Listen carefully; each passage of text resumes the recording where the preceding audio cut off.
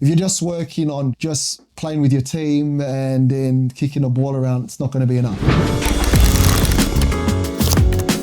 Hey guys, welcome back to Beyond the Shift. I'm Eric. I have a special guest. He's been here before. This is part 2, This is your show Beyond the Shift, where we talk to individuals about the transformation, real people, real shift. Stay tuned. Let's get the video started. My guy, welcome Eric. Again, man. Welcome to the podcast, bro. Yeah, appreciate you inviting me down. It's been been a minute, second time around, and it's inspiring to see how everything's been growing. Okay. Obviously, with your water project going on, so that's it, man. It's inspiring, and I'm happy to be here. Thank you.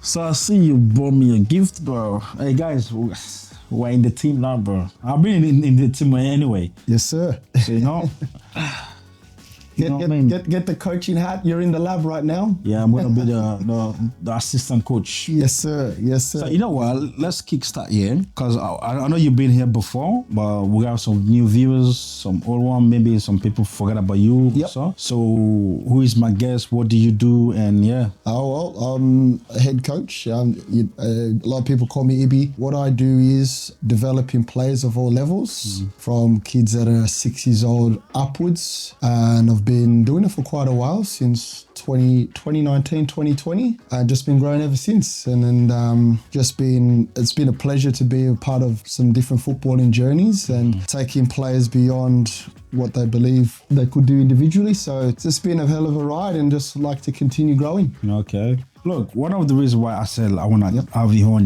because I know before you came in, we talked about a bit of your background, like, yes.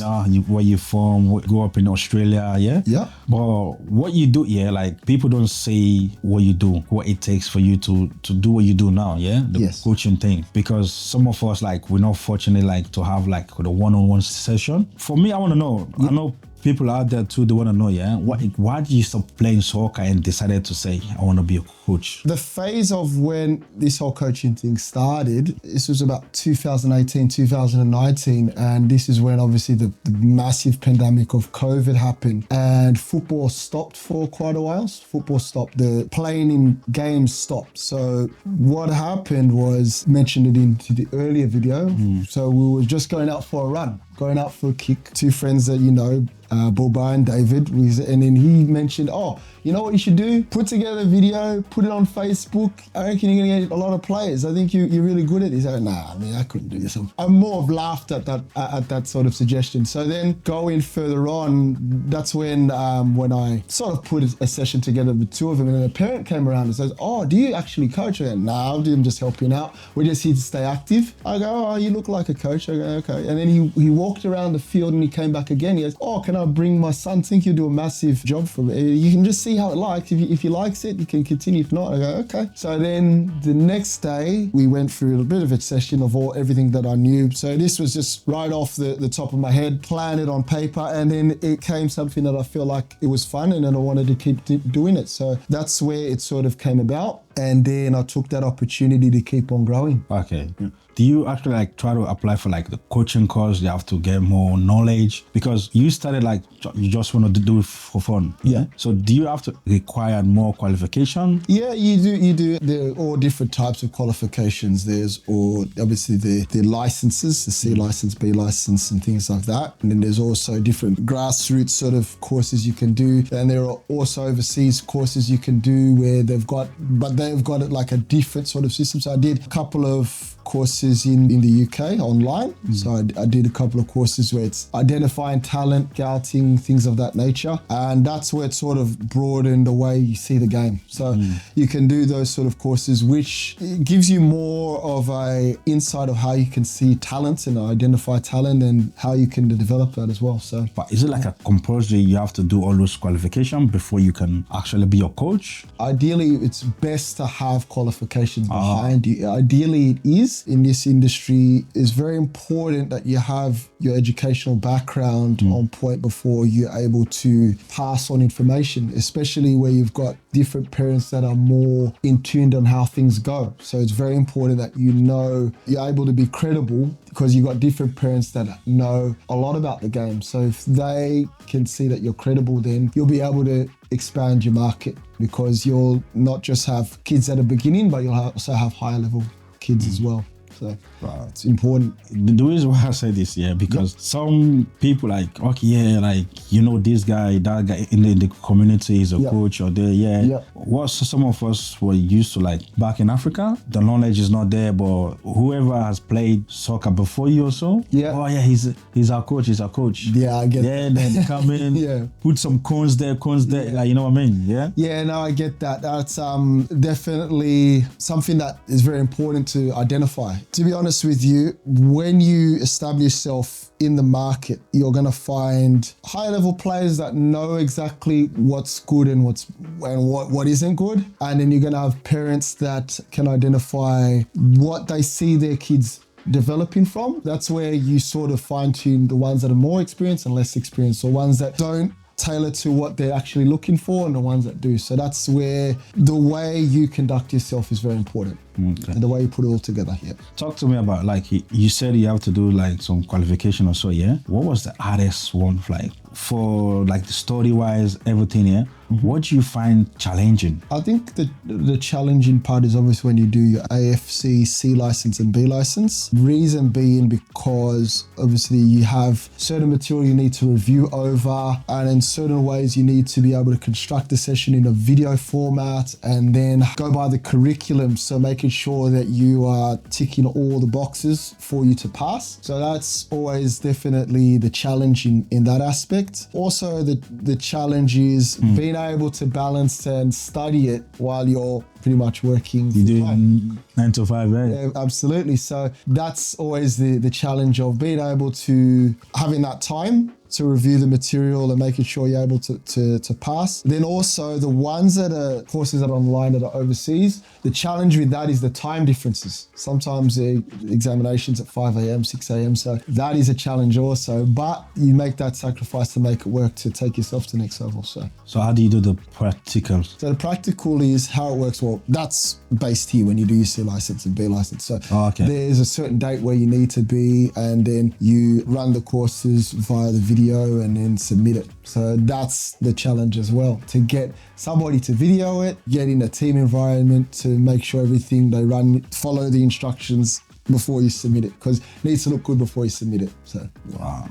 So, you know what, I want to ask you this, The process of you doing all these courses, Yep. Did you get to a certain point to be like, man, this is too much, I just want to quit? Well, because obviously courses cost money, and then certain courses you feel like, because the footballing industry, it's very, how would you say, like, there are people that are highly qualified but don't get the recognition they deserve. There are people that aren't as qualified. That it's not always set in stone of, if you obtain this course, you're going to get certain opportunities, or you do a certain course, you're going to get these opportunities. So yes, there is that part of it, but it's all on the individual of you doing as furthest as you can. In a nutshell, I would say that, you get to a point where, oh my gosh, it's too much, but at the same time, you go to as far as you can get to and then work around that, to be honest. Wow. See, that's the reason why I said I want to get you on, Because people don't see all this. They just want to, bring my kid, he's a coach, or this or that. Yeah. Some of us don't know, like, what it takes to be a coach. Yeah. You have to study as well. You have to like be in the classroom, like what you said. We don't see all this, man. That's the football coaching environment in a nutshell. Is you do more work off the field than you do work on the field. You will see, let's just say, a certain amount of players. If you see 6 to 8 players every day, hours beyond that is you'll probably be doing more work in behind, because what you'll tend to see is, especially when you just not even just the coaching side, the business side of things, that's where you start to grow more. And you being consistent of always putting content out, being consistent in always improving certain exercises, improving players and building upon that. That's where a lot of the things behind the scenes people don't see. Okay. Let me ask you, Okay, I know you said the boys say, okay, do this, maybe you get someone of When did you realize you want to make this a career? Yeah, that's a definitely good question. Sometimes God can put you in a situation where God will give you a talent, a lane of where you can maximize, a lane where you can grow. So from the first experience where I had my first player, turning that into a success story. story. So every time you see a play, you're trying to turn it into a success story. You're trying to maximize as much talent as you can of every individual you get. Having that first experience is where I felt that not only did I found it fun, but I was able to shape and guide that player into taking the football to another level. And that's where I got the most passion out of it, is taking players beyond where they're capable of. I felt like it was a place where I can definitely excel on, and definitely not just be passionate about it, but also make them inspired to do things, not in just football, but outside of football. So that's where I wanted to continue doing this. So yeah, I could say that it's just inspiring overall. Yeah. Yeah. Wow, damn, bro. I want to take you, yeah. The thing I want to ask you, yeah. Let's say, like I talked to you off camera, yeah. Okay. Some people don't know like what it takes to be a soccer player, yeah. For you now, how can you spot a talent? That's a good question, because the spotting of the talent, it's not so much what they can, obviously talent-wise, there's people that can do amazing things with the ball. There's people that can do amazing things physically or God-given talent athletic-wise. The talent's also, it's a lot of the intangibles. So intangibles is things that coaches don't see, but like in between, how they carry themselves, how they care about certain parts of the exercise, how they care about being committed to the basics, how they care about all those smaller things, arriving early, asking the right questions, taking what they've learned from the actual training and doing it consistently on their own. That's where you separate some of the talents to the higher talent. They are able to do a lot of those smaller things because that's when they are consistent. Because sometimes they can have a 10 out of 10 session, the next day they're 5 out of 10. The ones that are doing all those smaller things and committed to the basics but do it at a high level, those are the ones that are supreme talents.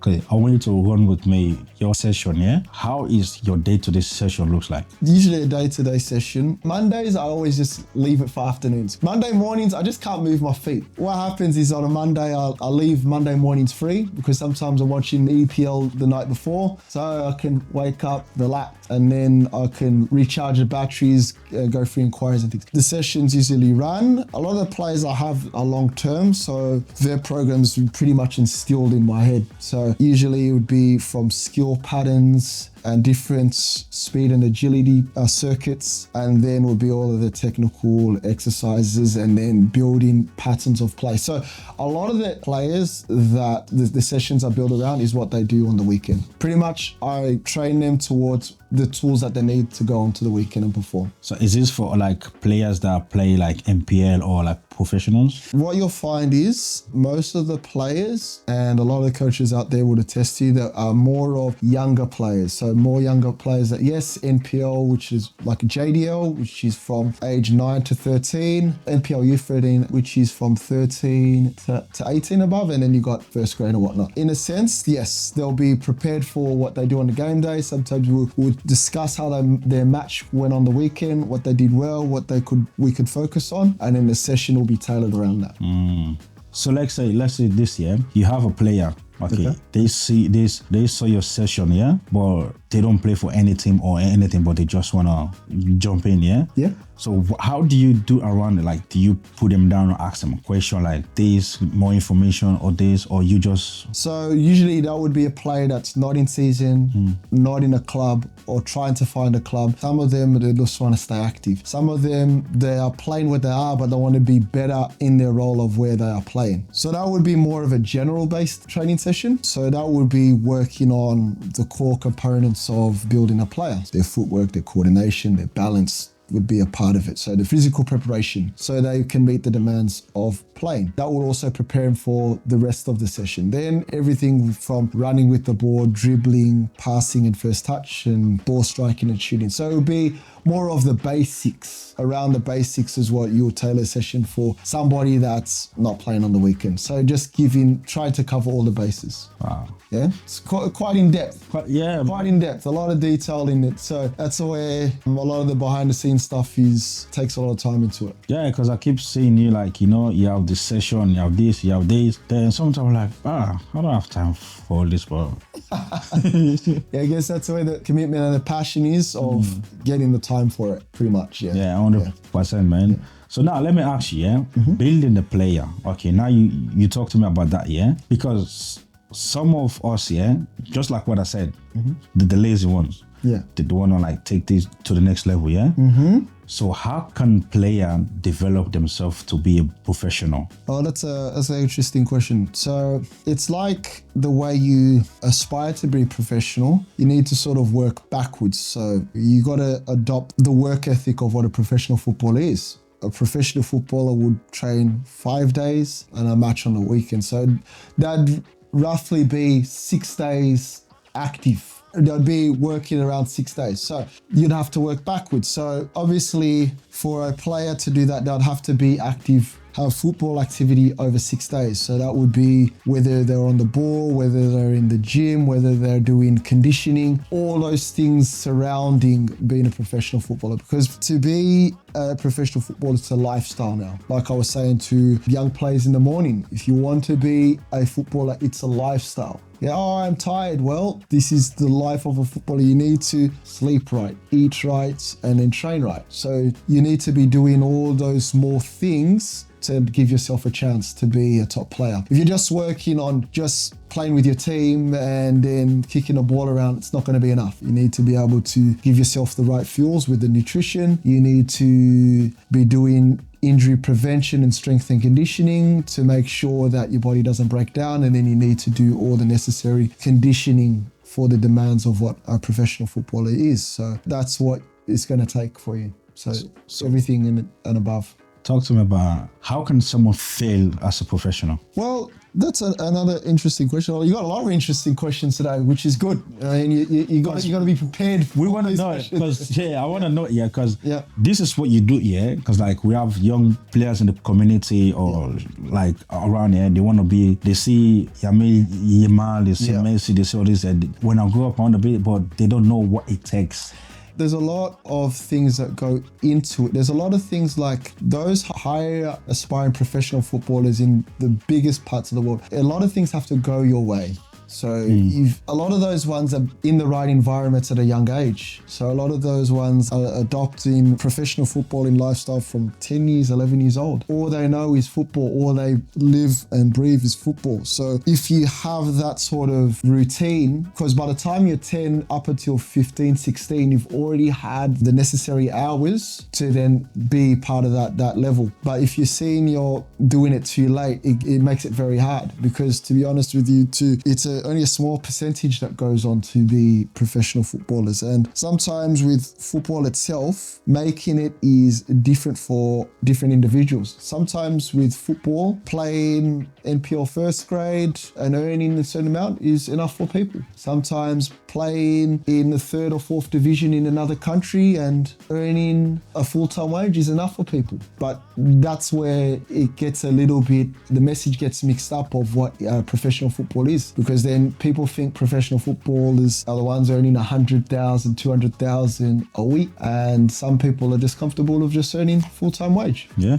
So it's just how you interpret making it. Wow. I want to ask you this, Okay, let's say, for example, there is a kid come to you, say, oh, coach, I want to go overseas, there is this team, I want to, like, blah, blah, blah, So how did you prepare him, like, because you've been there, you once a football player, you once went to these teams around the community, I remember back in the days, the text, or like you go online, you see which team is, like, the training, blah, blah, blah, So they come to you, they want to go overseas. How can you build them up to get them ready for wherever they're going? So when you're with aspiring to be going to those levels, to go overseas or to play professional football, you need to have an honest conversation with yourself.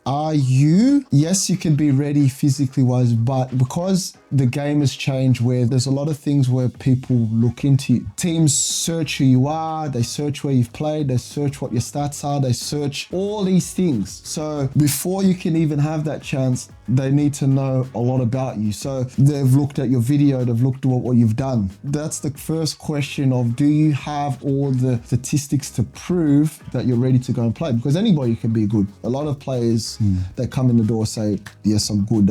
I can bring this to the table, I can bring that to the table. A lot of professional teams, they see it as, can this person play to the way or the style that I have? Are you the person that we're looking for? In a nutshell, you'd have to get that right. See if you meet those sort of criteria. Then if you do, then you got to see, is it a risk for me taking to go overseas? So you got to be ready for first and foremost, and you got to have the background. Oh, wow. It's not just jump on the plane and say, hey, I'm ready. Or like how it used to be where they just take a chance on you. Now everything is more safeguarded, and they do everything in the background checks to make sure you're the right person and ready to go. So I want to ask you this, yeah? Have you ever have a player or coaching anyone, then you be like, fuck, this is not going to make it? Yeah, you get more of those, and you do that ones that actually do make it, because that's the world we live in. The world we live in is the individual doesn't know the other side of it, doesn't know the other side of what it is to be a professional, or the other side of all the sacrifices they need to make to be a professional footballer. Then the parents don't see that other side. They just think it's, yes, I could throw some money at it and hopefully it comes together. That's where in my role is to be as honest as possible. I say to them, the world isn't as you see it, as nice as it is. You can go out there, and if you're not ready, they'll tell you in 10 minutes, you're not the person we're looking for. And they need to be ready for that. They need to know this is what you're getting into. They could say, Dad, I can give you maybe a one-hole session, and at the end of the day, it's just a no. Because that's the industry. They don't waste time. If you're not ready, you're not ready, and I'll tell you straight away you're not ready. And this is where I tell them before you make that sacrifice. But for you, yeah, like, you know, like they paid you, your job is to do these things, yeah? Yeah. How did you pass that message? How does those conversation goes, bro? Communication is key. Obviously, you are saying it from your perspective. You're saying it from your experience, and you're saying it from your own observation of the player. Because football is an opinion based. Because, like I say, football, it's not just a directional line to be a professional footballer. Sometimes there can be players that are poor at training, and they can go on that trial and they saw something and they take them. Sometimes it can be like that. Sometimes it could just be physically wise, he looks the goods and they can take you. Coaches get it right, coaches get it wrong. The only thing is you're giving your own observation on it. And the way I tell them is at a more of in a professional manner. Not to say, so you're not just going to say blindly, yeah, exactly right. I don't know if I can swear on this podcast. You can. That's why I keep it. I swear, you can. So yeah, so plain and simple. I can't just tell you you're rubbish, and you got to be as positive as possible, but you tell them what they are lacking to make it. That's how I put it. This is where you and the gap is. It makes it more educational for them, that they know how far they are. You can tell a player that they're shit, but it doesn't give them the right feedback of where they need to go with it. Wow. That makes sense. Yeah, man, because the reason why I ask you, yeah, because back in days when we're younger, yeah, because you know, like after school, you have to go, maybe Stammer Hawks, they have some trial going on, or this, right? We used to go, yeah, like you play, you go up and down, blah, blah, blah. Then, hey, sorry, man, like you go, like, we like what you do, this, we send you a text message. Yeah. By the time you go to your car, get your boots, sorry, man. Absolutely. So, as you know, the world is changing, football is changing in terms of they find ways that they can minimize wasting time. Maybe 10, 15 years ago, you have 60, 70 players turn up, put them on the park, see what they can do, see what they can't do, and try to drill it down from there. Now it's more of, obviously, you got to go through application processes and things and expressions of interest and things to try and minimize wasting time. A lot of teams now, they pretty much know what they need. Sometimes they're looking for 3 or 4 players, sometimes 5 players, sometimes maybe 2 players. Certain positions they're looking for. So they are minimizing wasting their time, because you're going to get into a situation where it's either yes or no from the get-go. Some they string you along, and that's unfortunate, but that's how football goes sometimes. They've drilled it down a little bit more, so you sort of now get an idea of if you're in a situation where you've got a realistic chance or you don't. That's how you go. You just try as much as you can, and then hopefully something lands. So this is mostly for information for players. You just have to go out and try as much as you can until something lands. You just have to be resilient with it. So, because I've seen you work with few of the professional, the African setting, and few of Adelaide Boys, Sydney FC, Yeah. So when you work with the professionals, what it takes for you to like make sure you follow the schedule do? Like what you expect from them or what they expect from you? That's another interesting question. So you're on fire today with this interview. We're waiting for you. Yeah, you're on fire. You can see from a year ago when we did the podcast, the questions, you're on fire with it. With professional players, a lot of them, you're not going to have a lot of notice. Some professionals, you got to understand, is they fly in maybe 2-3 days, they're hitting you up and we're on the field working. Some you do get players that hit you up maybe 8 weeks before, so you've sort of got an idea of how to plan what the session's going to be about. But with professional players, structure is very important. The setting is very important. The certain exercises around their position is very important. The level of intensity is important because the levels that they play at is very high level. The ball speed is a very high level. The quality of how they go through the session is at a high level. So you've got to get a lot of things right, and you've got to challenge them in every step of the way. In terms of the different positions that they sort of play, you've got to make sure that every single repetition is at a high level, pretty much it. You've got to be energized and ready for them. Because I've been exposed to some of those professional environments, a lot of them is detailed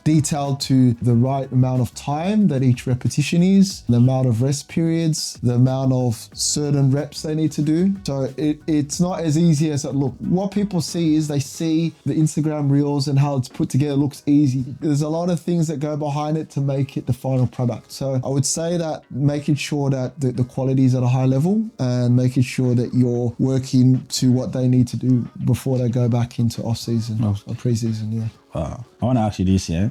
Have you ever had that professional, you be like, damn, like you pinch yourself, say, damn, so now I'm doing professionals now? Yes, absolutely. I think the first time around that I did it, probably 3 or 4 years ago, you realize like you're in a session here. The ball speed is sort of gets you, and he's like, yes, punch it in. Like, I'm like, wait, hang on here.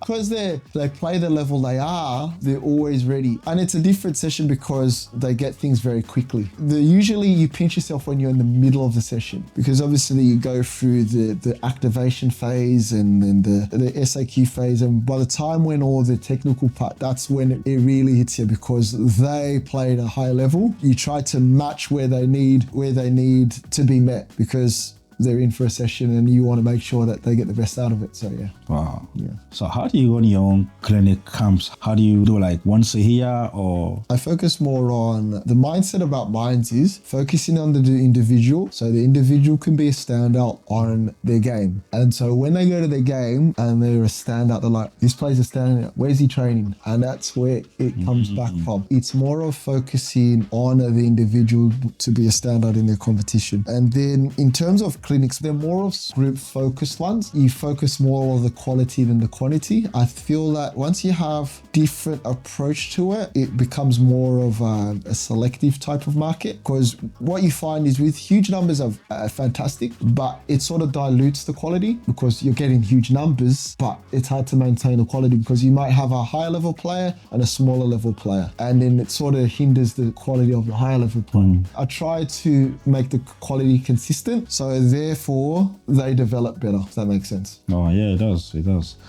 My brother, man. Yeah. To be honest with you, because I know I've trained with you before. Yep. But what you explain about this or that, brother, thank God I'm not in that level anymore, bro. I think it's just what you find is, and like you, obviously in your own situation as well, what you've done, how you've grown from speaking with a lot of people and constructing your interviews, as you can see, as you're constructing your podcasts and with the water project and the socks and everything. As you start to navigate through this journey, you start finding ways of how you improve things. That sort of relates to how I do it. When you start, the game's always changing, and you're always keeping close to how players are improving and keeping close to what the demands of the game sees now, because what was back in the day is different now. A lot of teams are looking at different players, what they do. A lot of teams are now analyzing things with data, so it's more of how many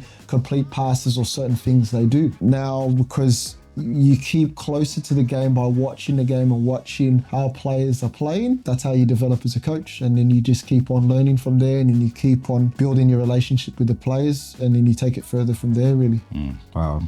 I want to ask you this here. Do you work with certain clubs as well? I used to work with certain clubs in JDL, which is under 10s, under 11s. Then I worked in the NPL space as an assistant coach. It's good in a sense because you can connect with players differently and you have that team environment and you can focus on the team training part of things. However, it is a lot of commitment because what you'll find is, especially with the NPL teams, you're training 3 times a week and you're doing matches and the behind the scenes sort of stuff. You're having conversations with your technical directors, you're having conversations with coaches, which takes a lot of time away. It takes a lot of time away from your family because you're working late evenings. By the time you go home, your little one is sleeping, and then I got to do my own coaching in the morning, so you're going to be away a lot. That's the sort of challenge of doing coaching teams. You sacrifice a lot. Does it make sense? It does, man. Yeah. Because that was one of the reasons why I said I want to have you on it, like to break it down. Because like what you do, it's rare. Like when we growing up, we don't have like you like, okay, these boys will call you or this or that, yeah? Yeah. All you do, okay, you train on Thursday, on Tuesday, that's it. Yeah. Then you wait again next week, okay, Saturday you play the match. If you're fortunate to play, you play. If not, it was sort of hard because the way it was earlier, or when I was playing, there wasn't many private coaches going around. I think when I was 16, 17, I was fortunate that there was like a person that could help out. I just had to train with a partner, play in your team, you'd have to go and train, that type of thing, because it wasn't easy to find private coaching and it wasn't easy for your parents to do private coaching on top of the team you're playing. And then now it's become more accessible, which is good to see because now it's becoming more competitive. The participation rate of football is growing and you need to be better for you to make a team because now you go to maybe a trial, there's 60, 70 players ready to get in the door and you just have to be a difference maker. So 100%. Yeah. Now let me talk about your own space now, yeah? Okay. Because you put a lot in this. Let's talk about your own mental health. How do you cope with your own space? Like when do you cool down? When do you like get your own? The mental space of football, it comes as the experiences of you as a player and then it then translates into a coaching space because when you're a football player and you're growing through your youth days to the senior levels and things, as a player, you're always finding ways to improve. You're always finding ways to get better. You're always doing the best you can to be successful because you don't want to be on the bench. You want to be in the starting 11. You always want to play in the best teams possible and you always want to be the best on the field. So you're always having that mindset from a young age. In terms of the switching off part of phase, sometimes you pull yourself away from football and then you focus on the other things that makes you happy, whether it's your family life, whether it's other sports, because you can learn from other sports. Like basketball, you can see different inspiring journeys. You can see some of those other things. So I would say, like, to answer your question, the mental capacity part of things, it's just some more of you taking it from as a player. Because nowadays and age, you're in a competitive space. There are hundreds of coaches, there's hundreds of businesses out there. But if you can have that mental strength of running your own race, being your own person, being unique. That's why I'm a fan of what you've done, because you've made your own space and gone through your journey, and that's made you who you are. And that's exactly in my space. God gives you a talent to be the best of who you are, and then you just take advantage of it and go all the way with it. 100%. Yeah. To be honest, I'm going to tell you this. The first time when I was playing, I have like I would say top level coaching, when I was playing for, I think, Hellwood. Like the coach has this guy, he's Italian, but he's a goalkeeping coach. Just few sessions with that guy, but I've never trained so hard or like have that small knowledge my whole entire life of being a goalkeeper. Fantastic. It's those sort of experiences, like having those sort of sessions, are the ones that sort of open your eyes, because you're like, this is a different phase of football, a different thing of football you haven't seen. Football football was a total different space. I remember when we went into off-season, I was at Oxford United, and the certain type of training that was there was like nothing you'd ever seen before. I remember they did a certain exercise. Oh my gosh. It's one of those exercises as a player you just couldn't find a way to navigate yourself through. Because as a player, there's a lot of times where you can navigate yourself through difficult times. You can navigate yourself through a difficult exercise or something that you can't do. So the exercise is like a rondo exercise. You've got a certain amount of touch, like you've got a 1 or 2 touch that you can play with. You got, if the person before you has touched it twice, you can only touch it once. Or if the player's touched it once, you can only touch it twice. And this is going while the defender's in the middle. It was such a hard exercise. And it was like one of the ones where they challenge your decision making and they challenge how well you are before you receive the ball. That was one of the eye-opening exercises that you probably had in my life. Wow. Yeah, so I think if I was, I would fail. It was one of those ones where a lot of players found it difficult because the ball is moving. You forget what do I play on 1 or 2 touches, and definitely a hard one. Oh, okay. Yeah.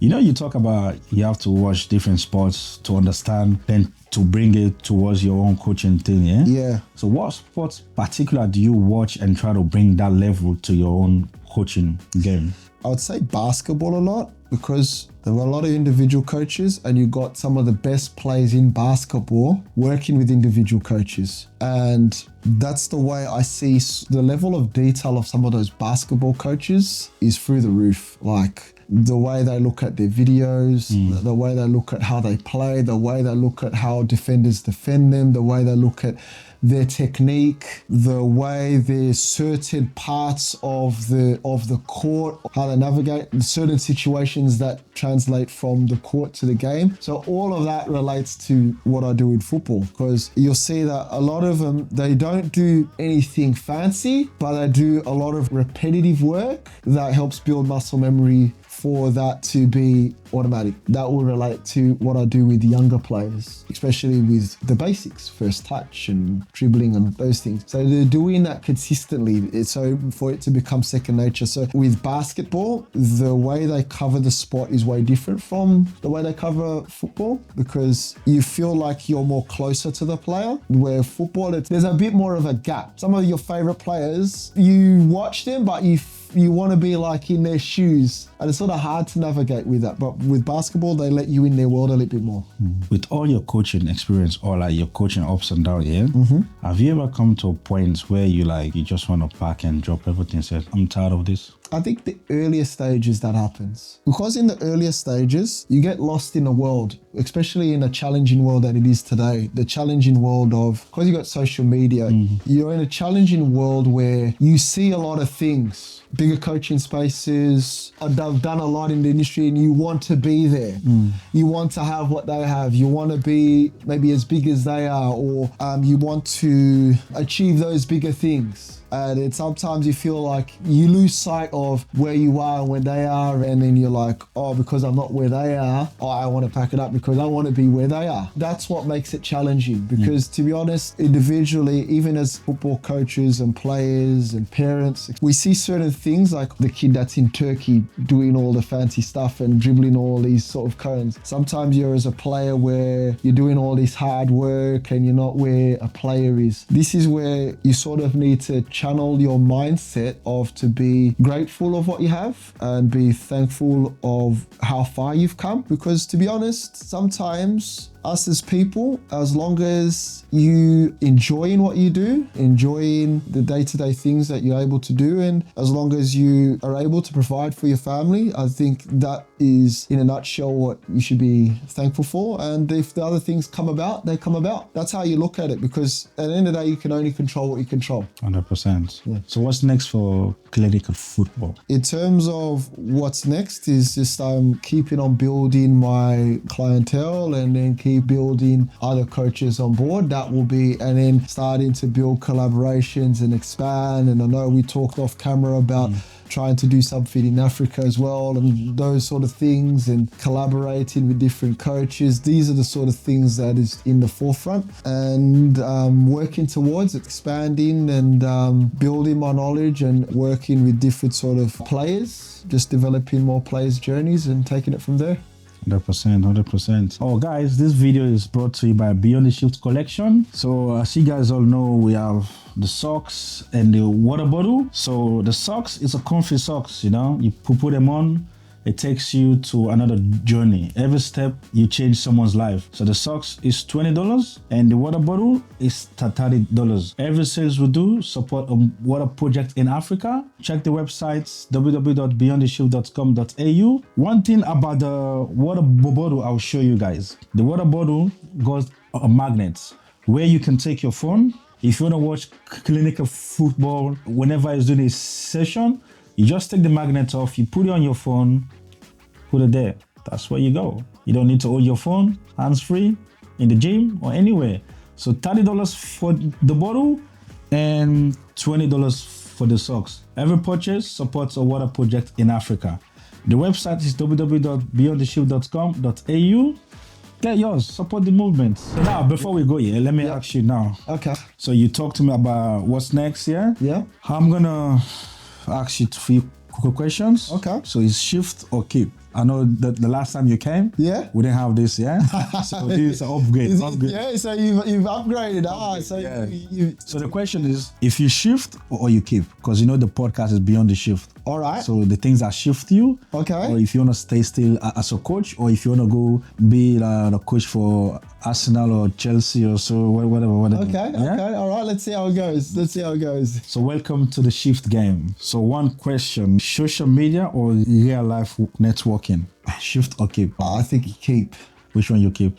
Social media. Why? I think the way that football has evolved, it's more accessible now on social media than it is real life. I see that the market is more on highlights and reels more than it is on watching 90-minute games. So in a nutshell, social media has more of that than real life does. Okay, wow. It's talent or consistency? Shift or keep? Keep the consistency. Why? Because consistency, even on a bad day, good day, rainy day, sunny day, snowy day, they're going to show up. Talent, they're going to show up whenever they want. Sometimes talent, they'll be on Monday on fire, Tuesday I can't make it. Wednesday I'm on fire, Thursday I'm sick. So there you go.